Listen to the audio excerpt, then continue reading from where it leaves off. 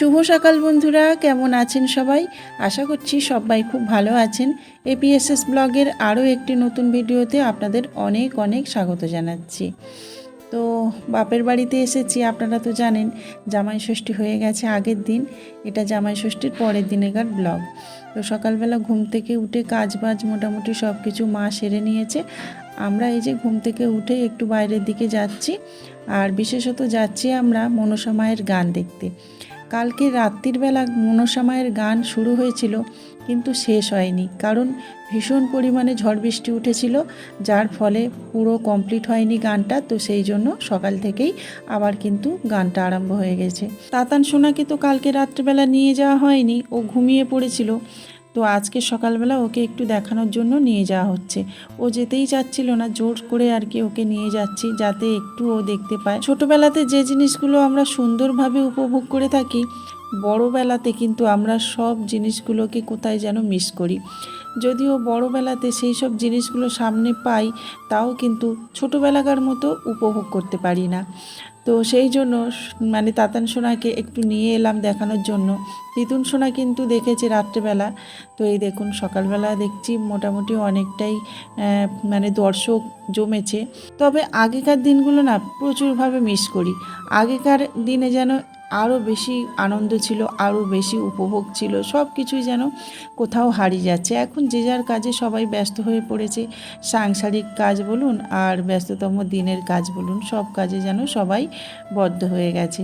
তো এই দেখুন মনসা মা আসছে, দুটো সাপ এত বড় সাইজের নিয়ে আসছে যে তাতান সোনা দেখে একদম অবাক হয়ে গেছে। আমরা যখন ছোট ছিলাম তখন কিন্তু আমাদের ওই বাড়ির উঠানটা খুব বিরাট ছিল, মানে এখন তো ঘর হয়ে গেছে, তখন খুব বড় ছিল, আর ওখানেই হতো মনসা মায়ের গান।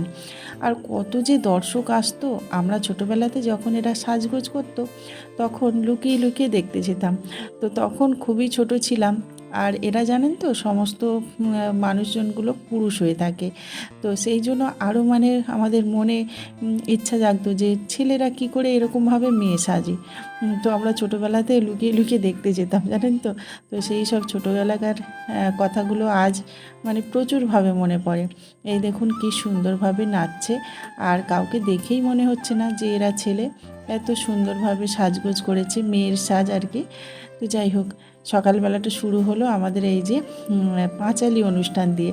আমরা তো গ্রামীণ ভাষায় এটাকে পাঁচালি বলি, আপনারা কি বলেন অবশ্যই কিন্তু কমেন্ট করে বলবেন। খুব সুন্দর হয়েছিল পাঁচালি অনুষ্ঠান। তো সকালবেলা একটু দেখে গেলাম। আর তাতান সোনা তো এখান থেকে যেতেই চাচ্ছিল না, ও তো আসতেই চাচ্ছিল না এখানে, তারপরে এখন দেখছি যেতেই চাচ্ছে না। এত সুন্দর অনুষ্ঠানটা চলছিল না, এখান থেকে সত্যি কথা বলতে কি যেতে ইচ্ছা হচ্ছিল না। নাচে গানে একদম ভরপুর হয়ে গেছিল। তবে কি বলুন তো, রাত্রেবেলা হলে সবাই দেখতে পেত। এই যে দিনের বেলাতে এই অনুষ্ঠানটা হচ্ছে, তো সেই জন্য সবাই তো কাজে ব্যস্ত, সবাই ঠিকমতো দেখতে পায়নি। ওই একটু আধটু এসে একটু ঘুরে ফিরে চলে গেছিলো। তো যাই হোক, এই যে এখন অনুষ্ঠান চলছে, আর প্রতিটা অনুষ্ঠানের মধ্যে এরকম দেখবেন একটা করে মানুষ থাকে যিনি সবাইকে হাসায়। তো এই যে এসে গেছে হাসানোর লোক। তো এনাকে দেখেই তো হাসি পাচ্ছিল। একটা টিকি আছে, তারপর টিকিতে একটা জবা ফুল বাঁধা আছে। তো ভীষণ ভালো লাগছিল, এখানে প্রচুর হাসি হয়েছিল, বাচ্চারা তো হেসে একদম লুটোপুটি খাচ্ছিল। তো যাই হোক, এখন বাড়িতে যাব, কারণ বাড়িতে অনেক কাজ আছে। ওদিকে বাবা আবার পাঁচিল দিচ্ছে, তো সেই জন্য ওনার কাছেও একটু কাজ করতে হচ্ছে আর কি। সবাই মিলে হাতে হাতে একটু কাজ করছি। আর এদিকে দেখুন মুড়ি খাওয়া হবে বলে বোন পাঁপড়টা ভাজছিল। তো আমি তারপরে এসে একটু কলা কেটে নিয়েছি, আর এই যে কলার বেগুনি বানাচ্ছি। আমার এখানে মানে আমার বাপের বাড়ির এখানে প্রতিটা গাছে গাছে কলা, মানে প্রায় প্রত্যেকেরই কলা গাছ আছে। তো সেই জন্যই আর কি কলা হয়, আর এখানে এসে বেগুনিটা বানাই। আর গাছে থেকে টুপটাপ করে আম পড়ছে, তো বোন আসার পথে ওই যে আমটা পেলো। আগের দিন তো দেখেছেন কতগুলো আম পেয়েছিলাম। আর সকালবেলা, সকাল নয় ভোরবেলা উঠে মা কিন্তু মোটামুটি 12-13টা আম কুড়িয়েছিল। তো সেগুলো সকালবেলা উঠেই দেখছি সবাই মিলে খেয়ে নিচ্ছে। তো সেই জন্য আর ভিডিও করা হয়নি। তো এখন আবার তিনটে পেলো আম।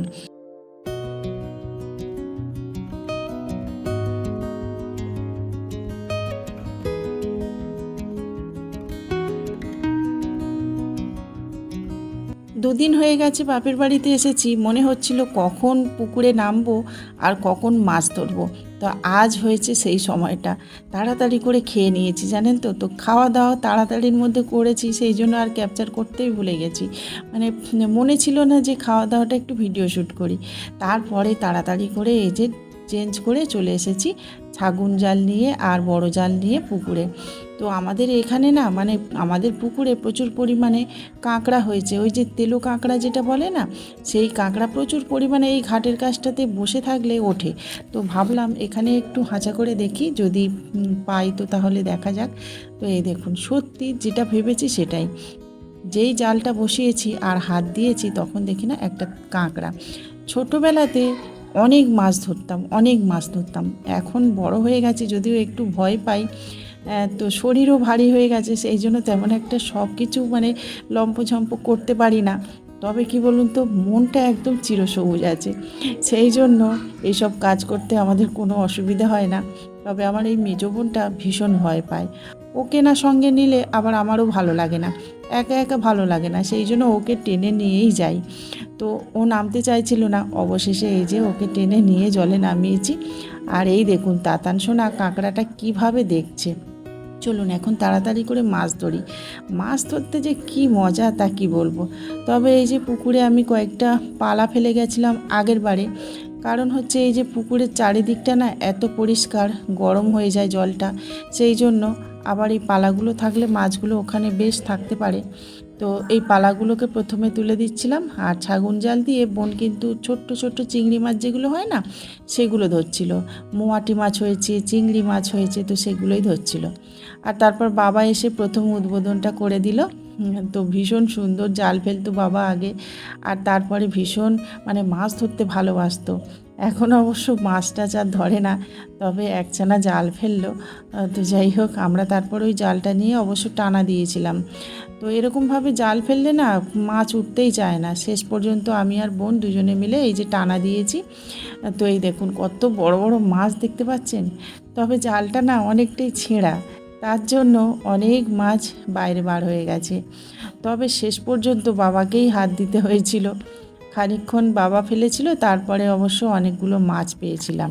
আজ কিন্তু আমরা তেমনভাবে মাছ ধরতে পারিনি, আমি একটা পাকস ট্যাংরা ধরেছিলাম, আর বোন ওই কিছু চুনো মাছ ধরেছিল, আর এই যে কাঁকড়া। আর কিন্তু আমরা তেমনভাবে মাছ ধরতে পারিনি, বাবাই অবশ্য মাছটা ধরে দিয়েছিল। বোধহয় আমাদের সাজগোজ দেখে মাছ বাবাজিও ভয় পেয়ে গেছে, তো নপুট না খুলেই নেমে গেছিলাম। সেই জন্য দেখুন আবার নপুরটা আর আঙুরটাকে খুলে রাখছিলাম। আর এই যে পায়ে প্লাস্টিক বেঁধে এসেছিলাম, সব প্লাস্টিক দেখুন ছিঁড়ে গেছে, তো ওই একটু আটকানোর জন্য কাদা মাটি থেকে।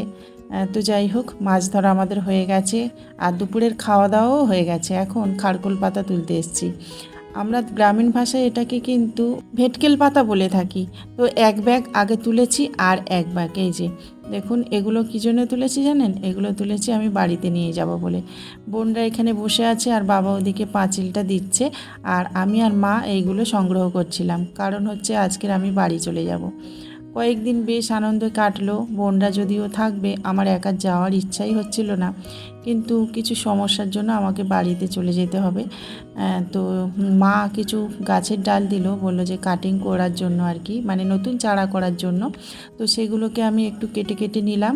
আর জানেন তো বন্ধুরা, দুপুরবেলা আমরা মাছটা রান্না করিনি, মানে আমাদের ওই মাছ ধরতে ধরতে অনেকটা দেরি হয়ে গেছিলো, সেই জন্য মা যে রান্নাগুলো করেছিল সেগুলোই খেয়েছিলাম।